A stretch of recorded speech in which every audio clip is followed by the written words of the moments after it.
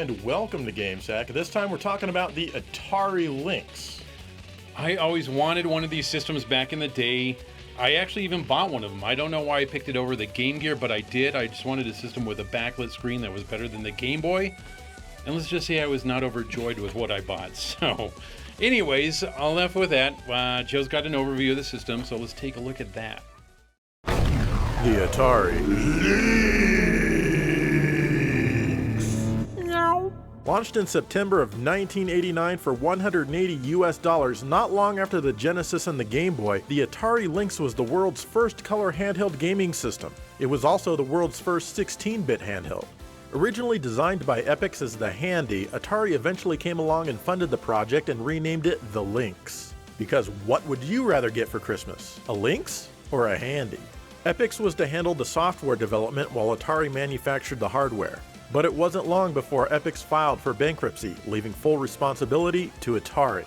The system was designed to be played right-handed or left-handed, and the screen image could be flipped to accommodate either configuration. Some games could even be played vertically. Powering the Lynx were two custom 16-bit CMOSs running at 16 MHz each, an 8-bit C5S CO2 running at 4 MHz, 64 kilobytes of RAM, and 4 channels of sound. The 3.5-inch screen had a resolution of 160 by 102 and could display up to 16 colors per scan line out of a total of 4,096. Ultimately, Atari just couldn't attract many third-party developers to write high-profile games for the system, and sales were sluggish. The Lynx ended up selling nearly 3 million units with a library of 74 games.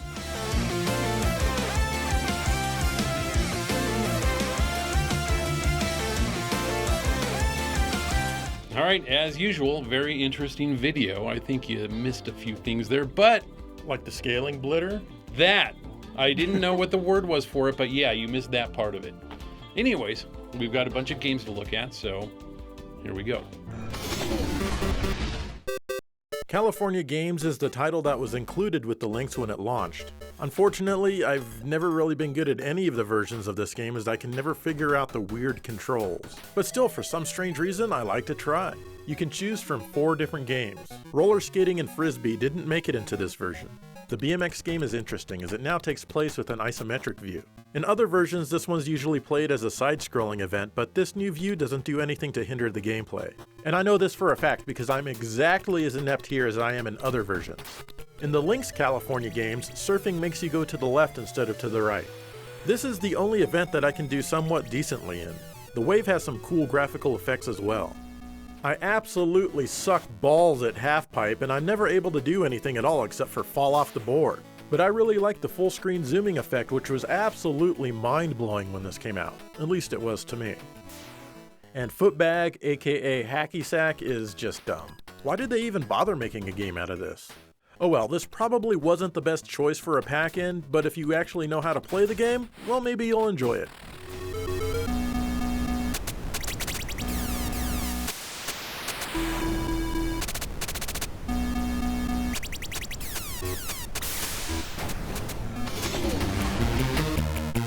Alright, let's check out Batman Returns, one of the few movie licensed properties for the Lynx. It's a side-scrolling beat-em-up in a similar vein to Konami's Batman Returns game on the Super Nintendo. You can attack and jump with the 2 main buttons. One of the option buttons allows you to switch your attacks between punches, batarangs, and eventually some sort of vials that you can toss. The other option turns the music on and off. It's easy to get beaten up and lose life, but fortunately you can collect bat symbols to restore some of it and also get more batarangs to toss.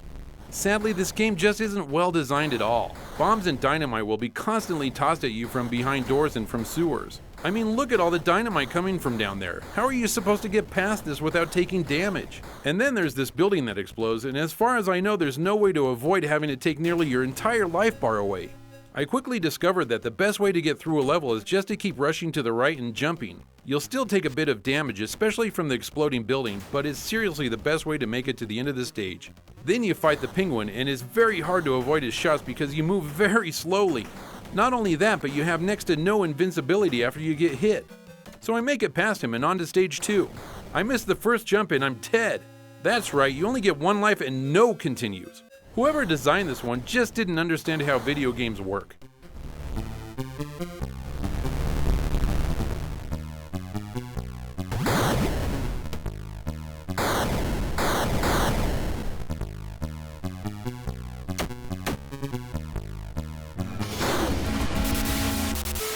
Blue Lightning was a launch game and possibly is one of the best games on the handheld.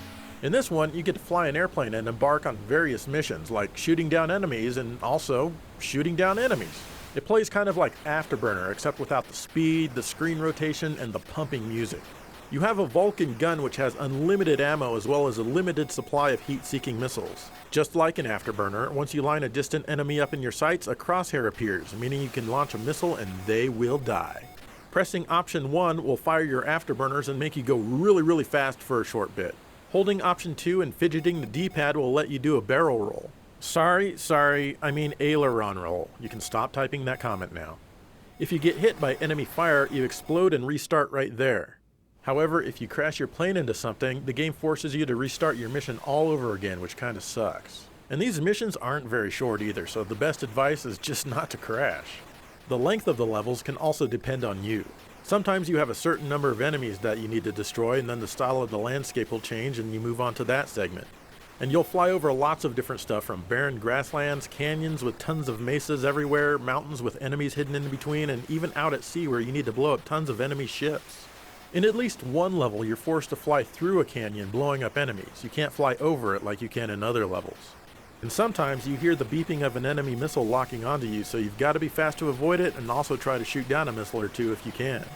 You don't always get time to enjoy the scenery. Speaking of which, the graphics are really good for their time. Remember, this came out at around the same time as the Game Boy and the Genesis. There's tons of scaling here and I was completely blown away. It even has Mode 7 style scaling on the ground long before Mode 7 existed. In fact, I used to play this game a lot on my friend's Lynx. I never got very far, and it's more of a tech demo than an actual game, but hell, I still had fun with it. And yeah, I'm even having fun with it today, playing it again after all these years. If you have a Lynx, you have to have this game.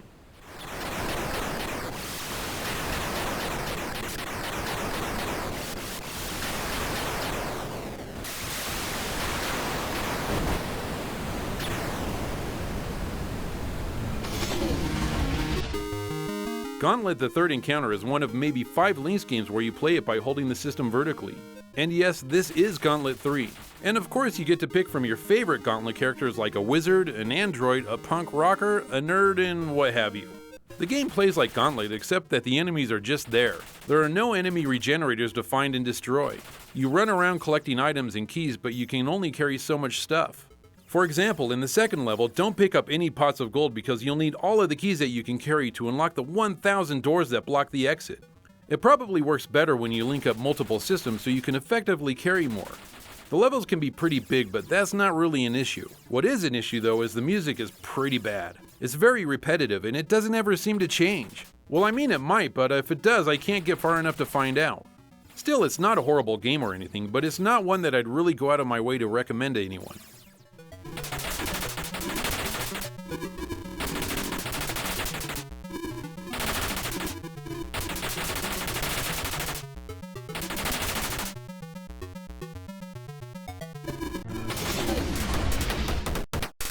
Chip's Challenge is a cool puzzle-style game. We showed the Commodore 64 version back in our episode about the classic mini systems, which included the C64 Mini. The Lynx version is the same, well actually maybe a bit better. The visuals sure look nicer, and the music here isn't bad or anything. Anyway, the premise of this game is that you need to collect all of the computer chips that are strewn throughout each level. And of course, there are hazards and obstacles that you'll need to avoid or manipulate. For example, you may need to find a key to open that same colored door, or you may need to find a shield to protect you from elements. In level 3, you need to get the shield to walk on water to grab the chip that's there, and then get the crampon so you can walk on the ice without sliding. Get that chip and then the orange shield to protect you from fire. Wander over there and get that chip and then the magnet, which will let you walk on the moving belts without being pushed in whatever direction they're moving.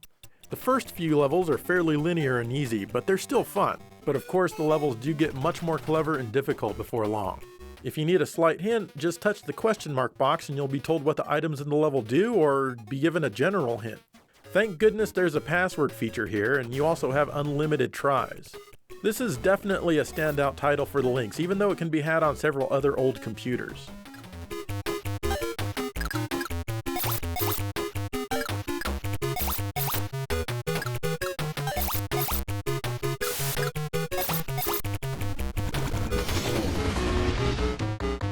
Here's Xenophobe, which originally appeared in the arcade. You absolutely hate aliens, and it's your job to kill every last one of them just because they're not human and for no other reason. They in turn are trying to kill you or maybe just defend themselves, I don't know. In the beginning, you can select from a bunch of different characters. I'll start with Dr. Pink, just because. You wander through the base killing aliens and collecting items. You've got to keep your health up and kill all of the aliens before the time runs out. There's many different aliens, but the only alien that you can appreciate is a dead alien. But in order to kill them, you need to find them, and the bases can be pretty big. Sometimes there are multiple floors. The good news is that they don't all wait for you to come to find them. Some will actually chase you down. If you die, you can choose another character to continue your quest. You can get bombs to toss and more powerful guns as well. Sometimes the aliens can knock your weapon away, and you'll have to rely on your fists until you can find another one. The game plays very well. I enjoy the 3D-like transitions from room to room which weren't in any other version of the game, and the stereo sound is cool if you're playing on a Lynx 2. All in all, this is an excellent port of the arcade and kept me entertained.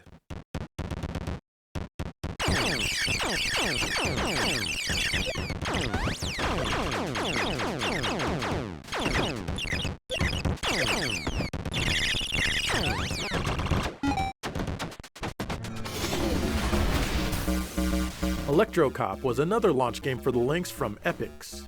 In this one, you play as a cop who must navigate the innards of a building, punch in codes to open doors, and find his way around, all while not dying. I liked playing this one on my friend's Lynx at the time because of the cool scaling effects that let us basically explore the world in 3D, which was a really new experience. I was never good at this game though, and I'm still not. And to be honest, the gameplay really isn't very good at all. It's hard to position yourself properly to kill the enemies without being damaged all to hell yourself, and your weapons run out of power way too quickly. Not to mention that the audio is horrible all around. But I still like what they did with the graphics, and sadly that's the only leg that this game has to stand on. Hey, at least there are a few little mini-games built in to pretend to have fun with.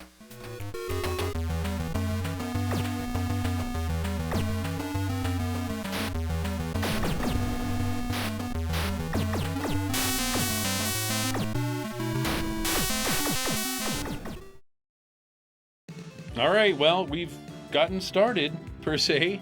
That Electro Cop, that's an interesting idea. I mean, good concept, but, just not Executed very well. Yeah, definitely. So it's too bad, too, because I think it could have been a great game. It would have been awesome, like maybe one of the first PlayStation games or something. Who knows? But we've got more to cover, so let's get into it. Ninja Gaiden is even on the Lynx. Alas, it's a port of the original arcade version, which is a beat-em-up. But at least it's a good port for the most part. You run around punching thugs like you would in any beat-em-up.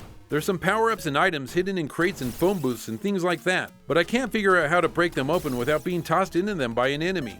This game was made in a time before beat-em-up gameplay was refined, so it's pretty clunky as a result. But otherwise, both the graphics and the music are pretty good. The scrolling is also smooth, which seems to be rare on the Lynx.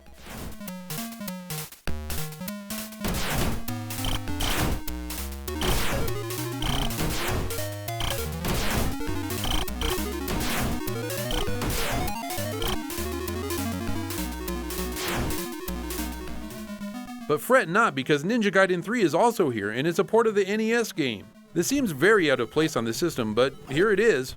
It mostly plays quite well. It'd play better though if the jump and action buttons weren't backwards.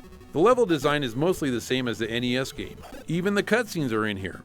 Unfortunately, I feel that there's a little bit of an issue hitting enemies with your sword sometimes. And it's often not only hard to make out some of the enemies against the background, but it's also hard to see what the power-ups are. You'd think with its massive array of colors they would have perhaps improved the graphics some to make the enemies stand out more or just make it nicer, but it actually looks considerably worse than the NES original. They even got rid of the parallax scrolling. Still, at least the scrolling is smooth and the music is good. Overall, I like the NES version better, but it's still cool that this is on the Lynx.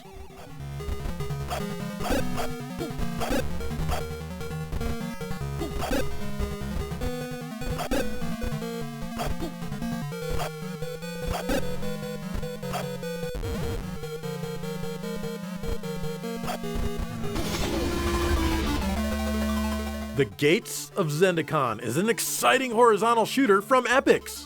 I lied, it's not actually very exciting. But it is a horizontal shooter. You take off in your poorly drawn ship. Button B fires your lasers. If you hold the button down, you get a continuous laser beam.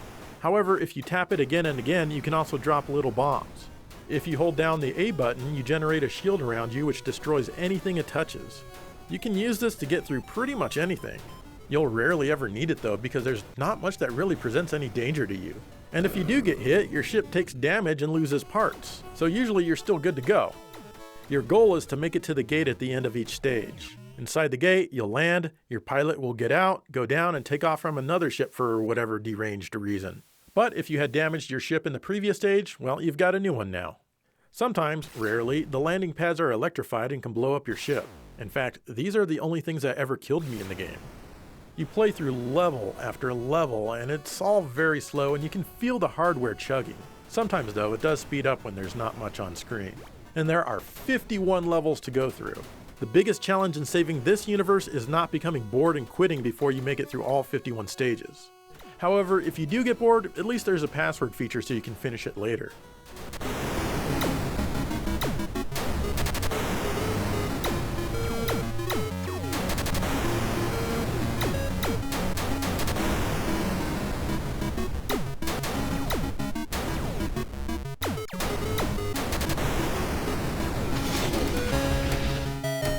The port of Double Dragon from Telegames is decent, all things considered. The first thing you'll notice is that the screen is way zoomed in because they didn't bother resizing the sprites for the Lynx's low-resolution screen.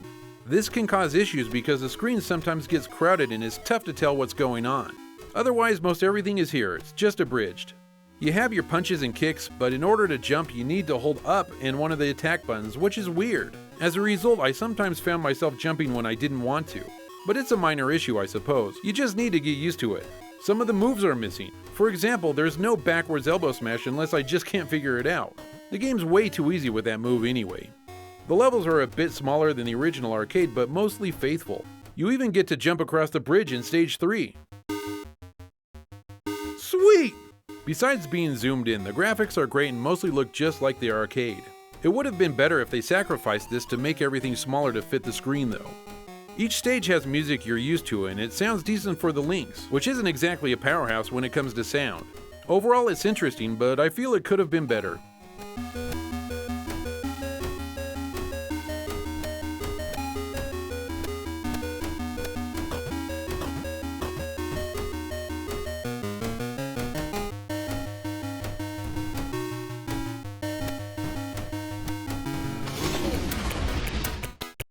Gordo 106 is about a lab monkey. Could this be Diddy Kong's origin story? Maybe. Anyway, you escape from your cage and your goal is to free all of the other caged animals and defeat the scientists by throwing apples at them. You can collect apples to refill your ammo and, of course, bananas refill your life. Gordo controls okay. He can hang from lights on the ceiling as well as the typical walk, run, and jump and attack moves. The problem is that if you fall into a hole, you go way down into a dungeon full of flames and gargoyles and whatnot. What kind of laboratory is this? And below that, there are even more animals to be freed. And the holes in the floor are all over the place in the game.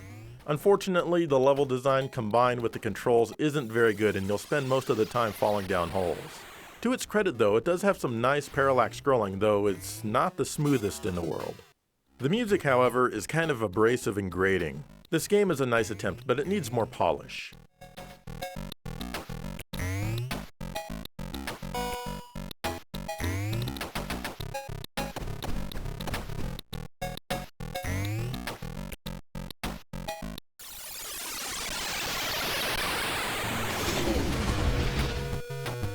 Desert Strike Return to the Gulf got ported to the Lynx, and I've got to say it's pretty good. Actually, it's much better than I expected. Well, there's one thing that's not very good here, and that's my skill playing this game. I still enjoy it though, I just need more practice. Anyway, you play a helicopter who needs to accomplish several objectives in each mission. Sometimes there's a buttload of objectives for your poor lonesome helicopter to complete. And often your objectives require you to blow things up in certain order so you're less likely to be detected by a ton of resistance. So in Mission 1 and 2, you need to take out the 2 radar dishes first. You can always pause the game and bring up the map that shows where you are as well as your objectives, and you can cycle through them. There's a bit of slowdown when there's more than just a few things on screen, and it can make turning around tough sometimes. But overall, the graphics are great for the little system, and the scrolling is pretty smooth. The sound is fine as well, but there's no music. That's okay, because the original game didn't have music as you played either. all in all, it's a pretty good port.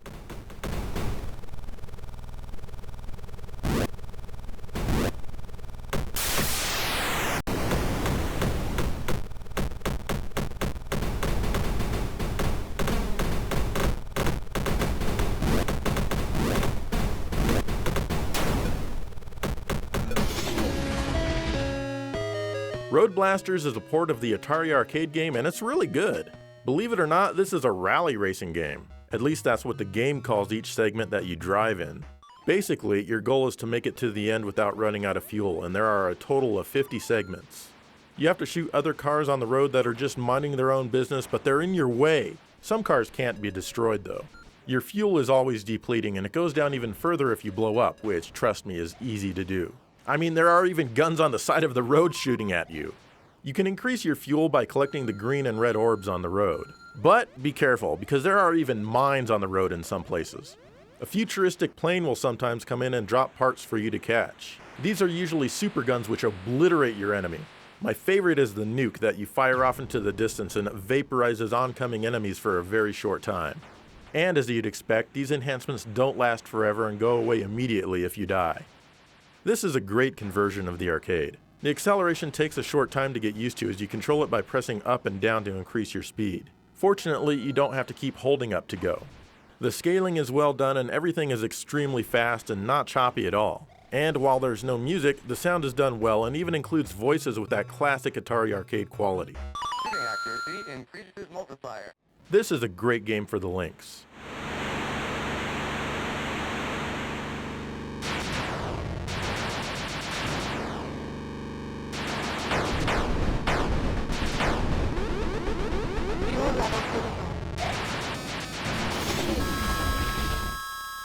Rygar is another Tecmo game that made it to the Lynx. And like the original Ninja Gaiden, it's a port of the arcade game. That means it's much more simple than what we saw in the NES. Just run to the right, defeat enemies, and keep running to the right. There's items you can get and even power-ups for your attack, but they really don't matter much because almost everything in this game dies with a single hit. You don't have all the moves you can do with your slingy disc thing that you could in the arcade version, and I was sad to see that cut. But again, it doesn't matter much because it's still hyper easy. There's some platforming to do here and there to break up the monotony just a bit. There's even some climbing.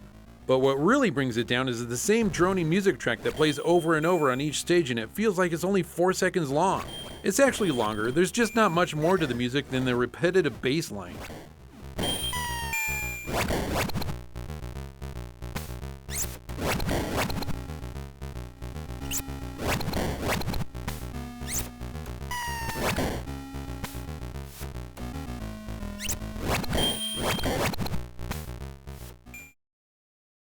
Alright Dave, I always felt that the arcade version of Rygar wasn't quite up to par with the NES version. It's like one of those games where the NES version is actually better. True.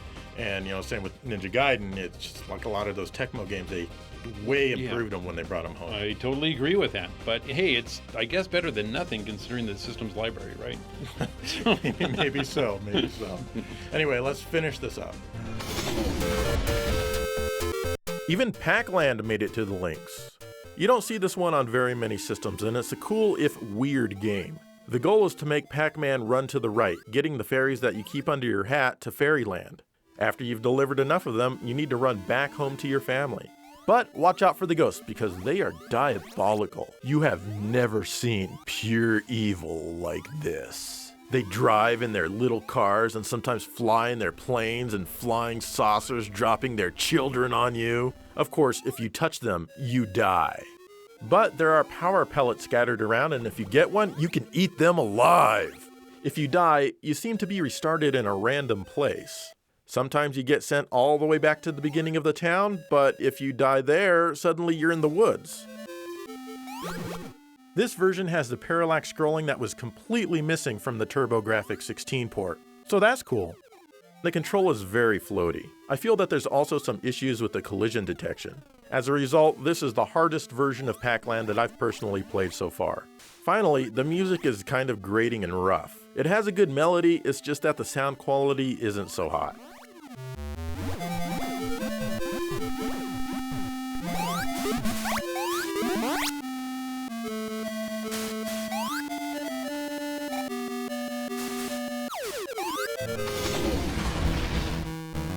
Dirty Larry Renegade Cop is another side-scroller, and it kinda reminds me of Batman Returns. It also reminds me of Techno Cop on the Genesis. You start out in the chief's office getting yelled at for destroying another police car, so now you need to do all of your work while walking around or on the subway. You take to the streets with your gun in your fists. Pressing up jumps, and it's a good thing you don't need to jump much in this one. Button A attacks and B will let you switch between your fists and your gun. You don't want to use your fists if you don't have to, as they're practically useless. You have limited ammo, and fortunately you can get a lot more. Sometimes it just isn't enough though. Your life bar drains quick, and although it can be replenished, you really need to be careful out there. Of course, you only have one life, and when you die there are no continues, just like in Batman Returns. I do like how the baseball furies from the movie The Warriors are in here, and I like the gritty areas you wander through. But the scrolling is really choppy and there's no music at all. The game is pretty rough, and honestly it feels about average for the Lynx.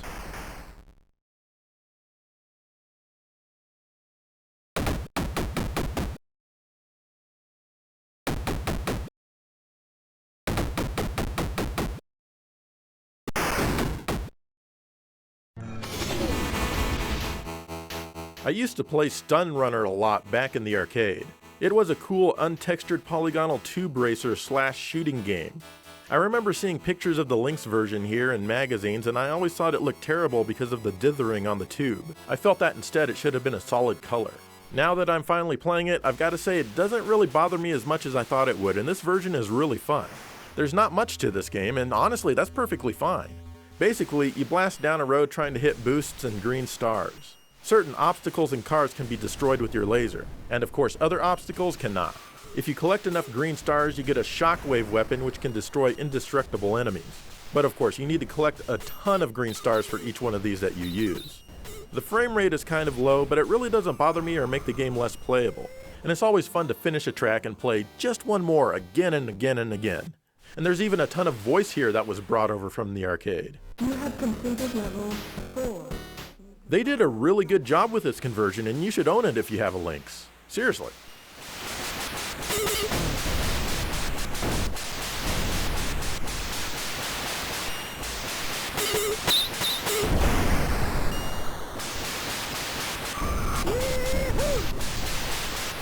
Vehicle slows on open area.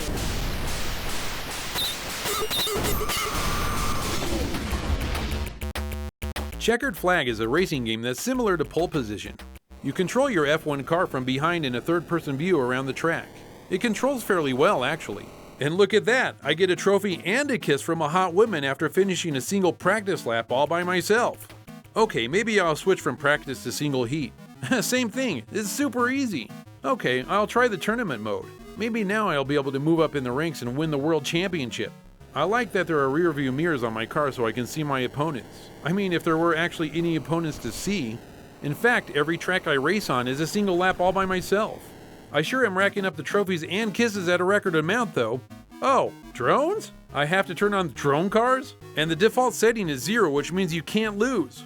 Okay, now there's finally opponents to race against. Boy, this game sure runs slow with all the other cars. Some people really like this one, but I'm not sure why. Overall, it's not a horrible racing game, but it's super easy unless you change the settings, and even then it's just kind of mediocre.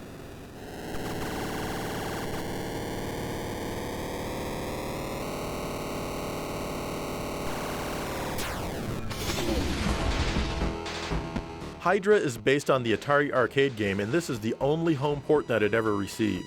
Basically, it's kind of like Roadblasters in a boat. You're given items to deliver, and I guess your shady ass is the best courier that they could find. You set off in your boat and you shoot down pretty much everything that you see along your way. Except most things are shooting right back at you. Be sure you grab all of the money bags that you see, which are attached to balloons. You can collect green balls for fuel and also orange balls, which give you a boost jump. This sends you into the sky, which helps you avoid enemies, and you can also collect things like more money while you're up there. If you crash, you'll lose the item that you're transporting, but you'll be able to pick it up again along the way. The problem is discerning it among the other hazards in the water. Everything is a pixelated mess, and you may end up crashing again trying to retrieve it. If you make it to the end of the stage with the item, you win a kiss from one of the bikini girls. If you fail to deliver the item, the girls will have absolutely nothing to do with your incompetent ass. Between stages, you'll play a bonus round trying to collect as much extra money as you can. Then, you'll be able to buy extra weapons and abilities at the shop. One weird thing about this game is that you press down to accelerate. Fortunately, like Roadblasters, you don't need to hold it, you just press down until you're happy with your speed, which is what's represented by the white bar on the left. I like all of the scaling here, and it definitely has that Atari arcade feel, which I also like. I recommend it for sure.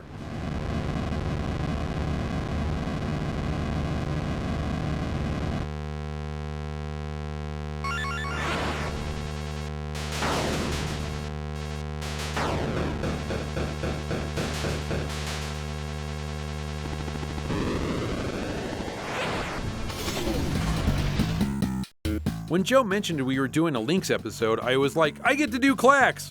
I was being sarcastic, but Joe made me play it anyway. I've never been a fan of Clacks. You hold the Lynx vertically to play this one. You need to match 3 tiles of the same color vertically, horizontally, or diagonally. Sometimes you need to do only what the game tells you to do in order to clear around. What else can I say? It's Clacks on the Lynx, and my opinion of the game remains unchanged with this version.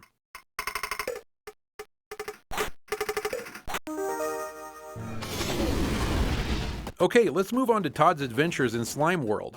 The game also appeared on the Genesis and the PC Engine, but believe it or not, the Lynx version is the best. And that mainly has to do with the graphics. The Lynx's scaling abilities are put to good use here to make Slime World pulsate and undulate. Otherwise, the games are pretty much the same. You wander around a maze collecting items, trying to find the exit. You pick up many different types of items from the ground, like slime shields, gun power-ups, jetpacks, and more. Todd has a slime gun that he can shoot to dispatch enemies. But be careful because when they explode they can get slime on you. In fact, you'll die if you get covered in too much slime. Fortunately, there are pools of fresh water everywhere that you can simply wash yourself off in.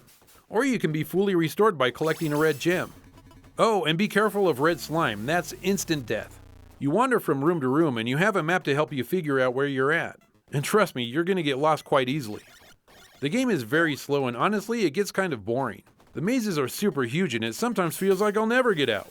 Each mission has you doing different things like delaying an explosion or whatnot. Add to the fact that you're constantly falling through floors into places where you don't want to be, it just ends up being kind of frustrating. To make it even worse, there's many traps that are next to impossible to avoid, even when you know exactly where they are. You have unlimited lives to keep trying though, and you're going to need them. Like I said, the graphics are pretty good, but the sound is annoying and you'll probably want to turn the volume way down. This was a game that was highly spoken of for the Lynx back in the time, most likely due to its multiplayer aspect when linking several systems together. But as a single player game, I don't feel the game has aged very well.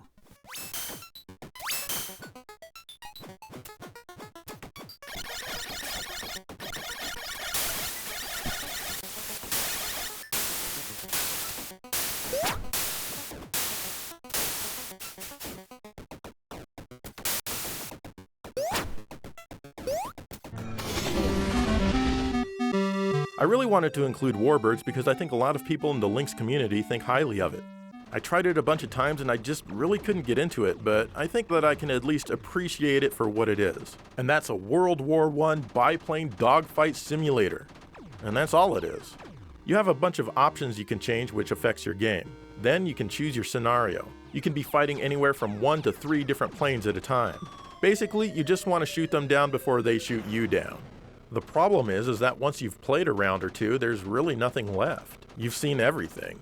Each scenario of the game takes place over the same boring grassland with the same boring clouds. There's not really any variety.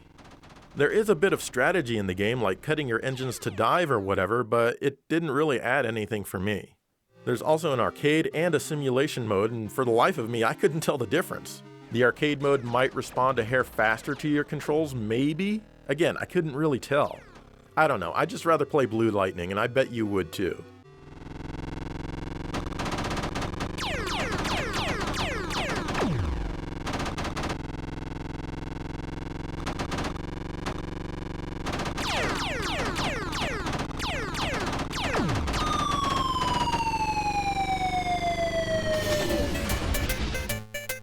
Finally, here's Scrapyard Dog from Creative Software Designs. In the beginning, you're hanging out with your dog and neither of you are bothering anybody. Then a mafia dog shoots you in the back and steals your mutt. Mr. Big leaves you a note that tells you he has your dog and goads you into trying to find him. Who the hell just steals someone's mutt? Anyway, of course you're going to go after them and you begin in a junkyard. You're armed with a very strange grenade for a weapon. From what I can tell, it does one of two things when it hits an enemy. Either it crushes them to the size of a single atom, or it sucks them into a different dimension entirely. And of course, you die instantly if you touch anything even related to the enemy. And that can be anything from birds, cats, cranes, and dogs with clothes on. They're all trying to kill you. Man, your dog must be really special. It's best to take your time and move slowly due to the one-hit deaths. There's some simple platforming here, and generally it's pretty easy to control. There's a few power-ups here and there that can make you invincible briefly, or even allow you to take 1 or 2 more hits before you die. The graphics are simple, but they work. The same can be said about the music and sound effects. This is a good game that's tougher than it looks. Check it out.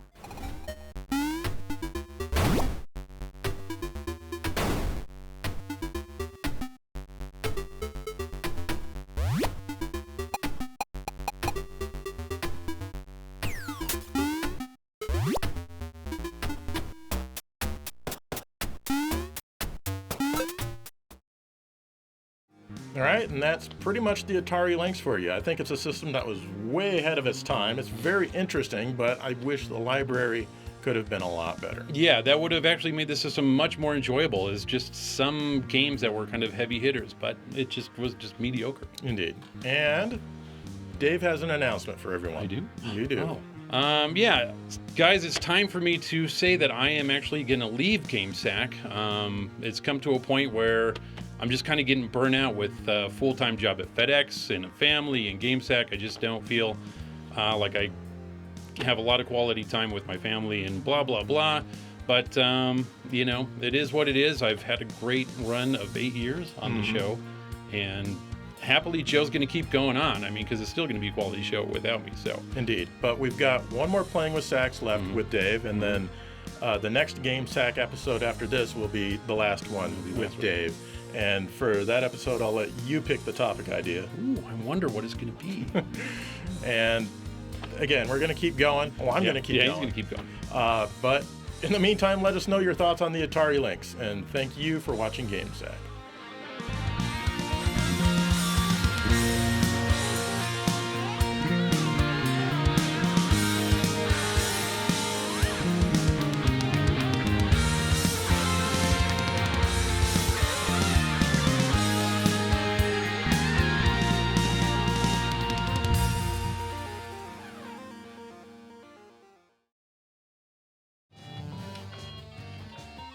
What are you doing, Joe? I'm playing the Atari Lynx portable video game system, Dave. And you're enjoying it? Damn right I am! Well, I brought my handheld system too. What the hell is that? It's Shinobi, Joe. Is that Gigi Shinobi? No, it's electronic Shinobi. Dude, I want to play electronic Shinobi. That's- Here, you play the Lynx. That's my Shinobi. Give it back. I don't Dude, want to this play is your awesome. stupid Link. Oh, God! Ooh, I rescued a hostage.